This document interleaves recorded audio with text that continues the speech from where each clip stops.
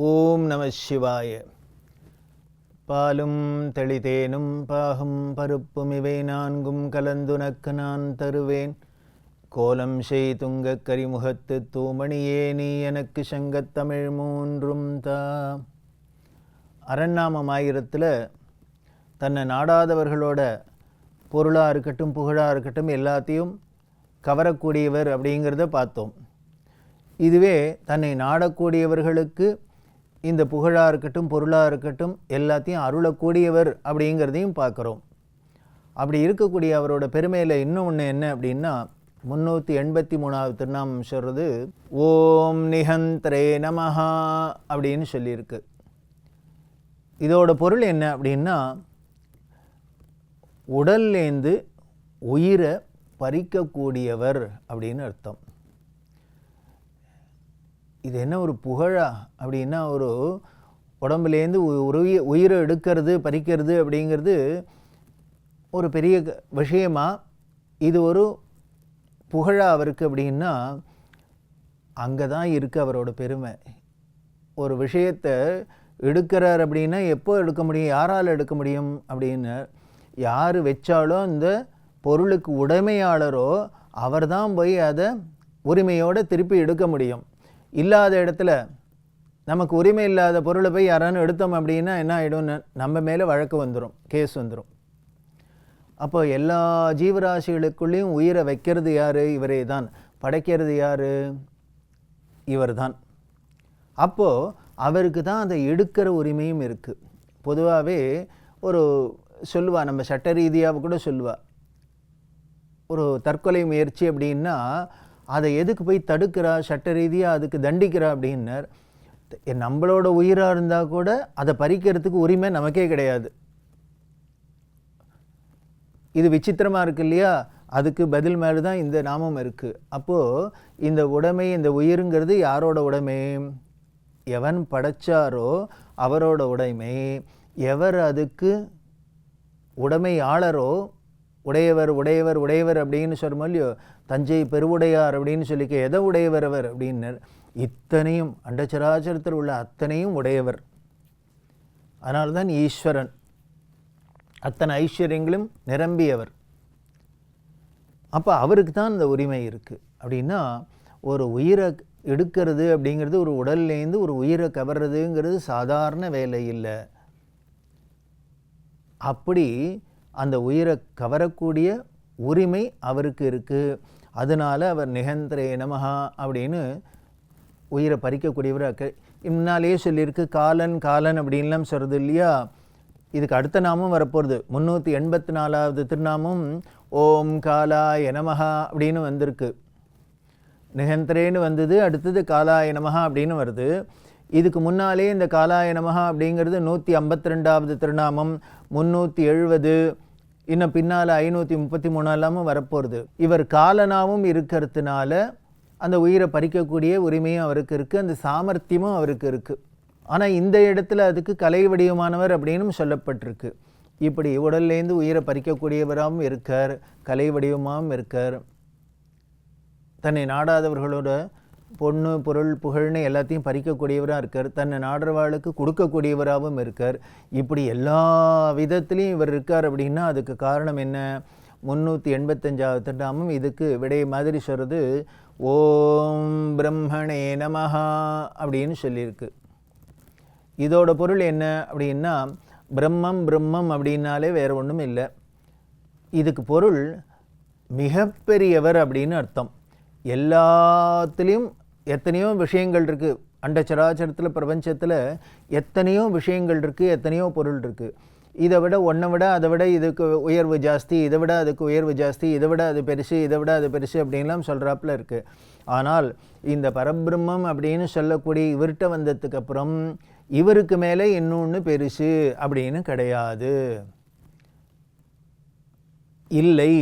அதனால இவர் இருக்கிறதுக்குள்ளேயே மிகப்பெரியவர், எல்லாத்துலேயும் பெரியவர்.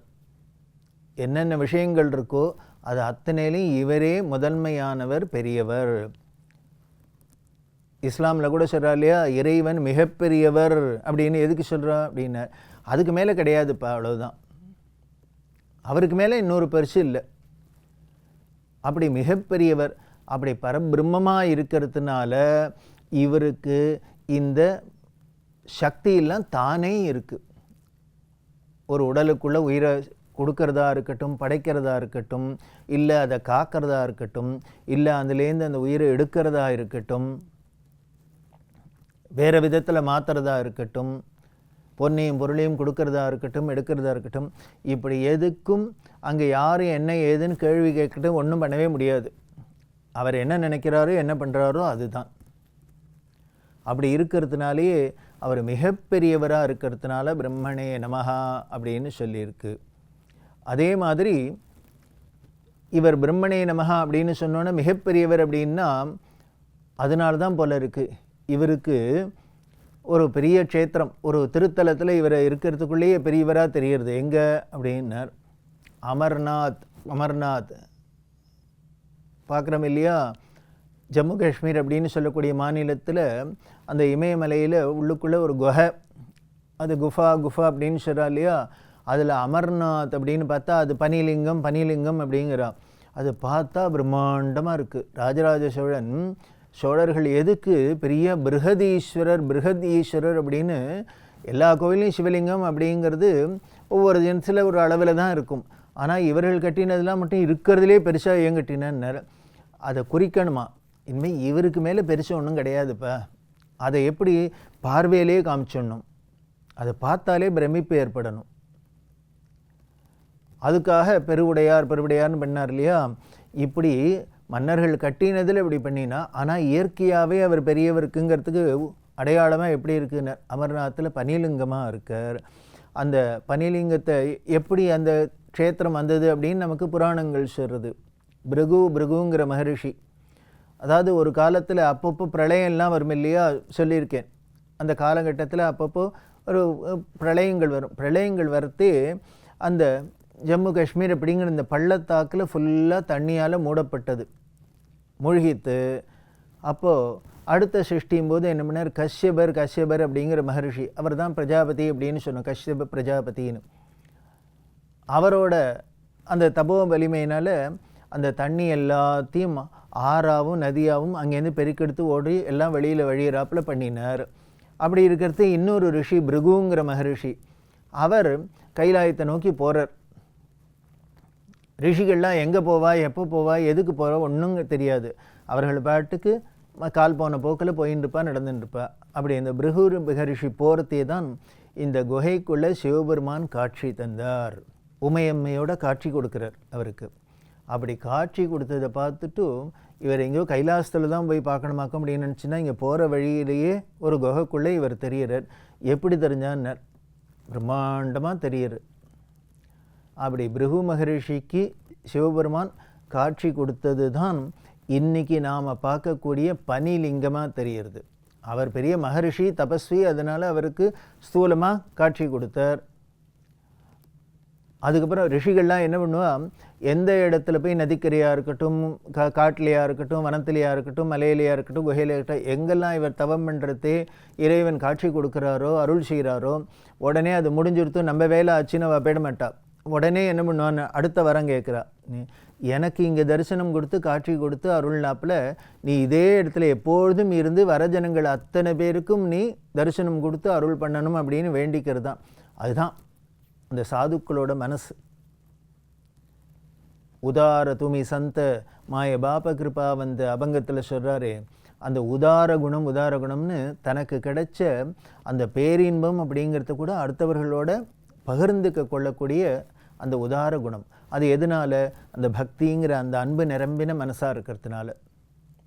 அப்படி தான் பிருகு மகரிஷி கேட்குறார். அதனால் எனக்கு தரிசனம் கொடுத்து அருள்னது போராது, அது சந்தோஷந்தான், இதே மாதிரியே வரவா எல்லாருக்கும் கொடுக்கணும் அப்படின்னு. அப்படி அந்த அமர்நாத் அப்படிங்கிறதுல பனிலிங்கமாக நமக்கு தெரிகிறார், அவருக்கு ஸ்தூல ரூபத்தில் தெரிஞ்சார் அப்படின்னு தெரியுது. இப்படி இருக்கக்கூடிய அந்த எப்போ பிருகு மகரிஷி இந்த காலத்தில் கட்டத்தில் நடந்திருக்கு. அதுக்கப்புறம் அப்பப்போ மாறுறதே எல்லாம் நமக்கு கண்ணுக்கு சிலதெல்லாம் தெரியும், தெரியாத போகும், அப்புறம் வேறு ஒரு சமயத்தில் தெரியும், அப்படிலாம் இருக்கும் இல்லையா. அப்புறம் அதே அந்த அமர்நாத்துக்கு இன்னொரு கதை சொல்லுவாள். இது பிருகு முதல்ல பார்த்தார், தரிசனம் பண்ணினார், அது அமர்நாத்னு எனக்கு பெரிய திருத்தலமாக எல்லாரும் லட்சக்கணக்கான ஜனங்கள் போய் பார்க்குறாப்புல இருக்குது. இருக்கிறதுலே மிக உயரத்தில் இருக்கிற ஒரு கோவில். அதில் அங்கே ஒரு ஆடு மேய்க்கிறவர், புட்டா மாலிக் அப்படின்னு அவர் பேர் அப்படின்னு சொல்கிறார். அவர் ஆடு மாடெலாம் மேய்ச்சின்னு வந்துன்னு இருக்கிறது, திடீர்னு யாரோ ஒருத்தர் வந்தார், ஒரு வயசானவர் வந்தார். இவர் ரொம்ப கஷ்டப்பட்டு இருக்கார். அது என்ன, ஆடு மாடு மேய்க்கிறவர்களுக்கெல்லாம் என்ன பெரிய வாழ்க்கையில் என்ன வசதி இருக்க போகிறது, அதுவும் எங்கேயோ மலை மேலே போய் நின்று அப்படி இருக்கிறதே இவர் வறுமையில் வாடுறார். அப்படிங்கிறதுனால ஒரு பையை கொடுத்தார், ஒரு பெரிய மூட்டை ஒன்று கையில் கொடுத்தார், இதை எடுத்துக்கோ அப்படின்னு. என்னென்ன கறி அப்படின்னு சொன்னார். அந்த அடுப்பு கறி இருக்கு இல்லையா, அது கொடுத்துருக்கார். சரி, இந்த ஆள் எடுத்துன்னு வீட்டுக்கு போனார். வீட்டுக்கு போய் திறந்து பார்த்தா ஆச்சரியம் என்னென்ன, அது முழுக்கலும் தங்க காசாக இருந்தது.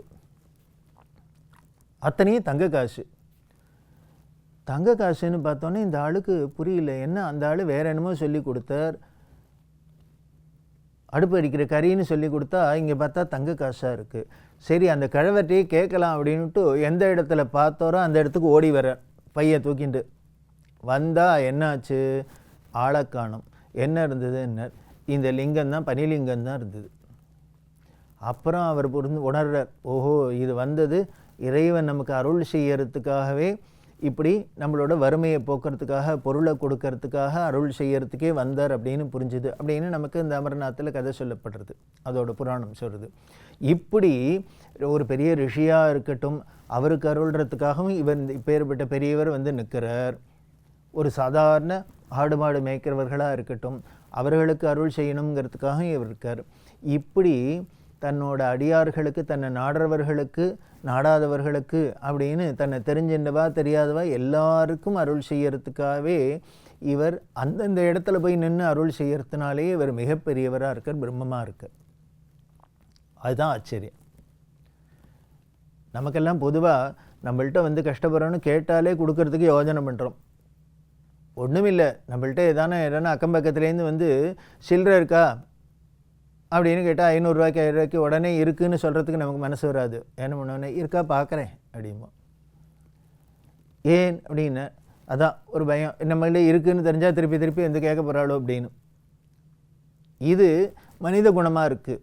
ஆனால் அவருக்கு எப்படி இருக்குது அப்படின்னார், பரம்பொருளான சிவபெருமானுக்கு எப்படி இருக்குன்னார். ஒரு தாயார், அதனால தான் அம்மையே அப்பா ஒப்பிலா மணி அப்படின்னு சொன்னதுக்கு காரணம் என்ன அப்படின்னார், ஒரு தாய் தந்தைக்கு தான் தன் குழந்தைகள் கேட்டாலும் கேட்கலைனாலும் அவர்களுக்கு என்ன தேவையோ எப்போ தேவையோ பார்த்து பார்த்து கொடுக்கக்கூடிய குணம் இருக்கும்.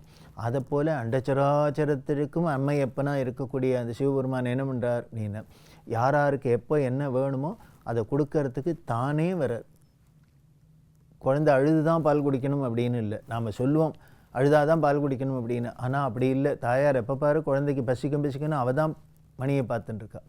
அதை போல் இவர் என்ன பண்ணுறார் அப்படின்னா, நமக்கு வேணுங்கிறதெல்லாம் பார்த்து பார்த்து கொடுக்கறதுக்காகவே எந்த இடத்துல, அது மலையாக இருக்கட்டும், காடாக இருக்கட்டும், நதியாக இருக்கட்டும், எங்கே போனாலும் நமக்கு அருள் செய்கிறார். அப்படி இருக்கிறவர் அங்கே சிவ தாண்டவம் அடைனதாகவும் நமக்கு சொல்லப்படுது. அப்படி இருக்கிற அந்த அமர்நாத்தில் இருக்கிற பரபிரம்மமான அந்த சிவபெருமான் மிகப்பெரியவராக இருக்கார், எங்கேயோ உயரத்தில் இருக்கார் அப்படின்னு தெரியுது. அப்படி இருக்கக்கூடிய அம்மையப்பனாக இருந்து அருளக்கூடிய அவரோட பெருமையில் என்னங்கிறத தொடர்ந்து பார்க்க போகிறோம். ஓம் நம சிவாய.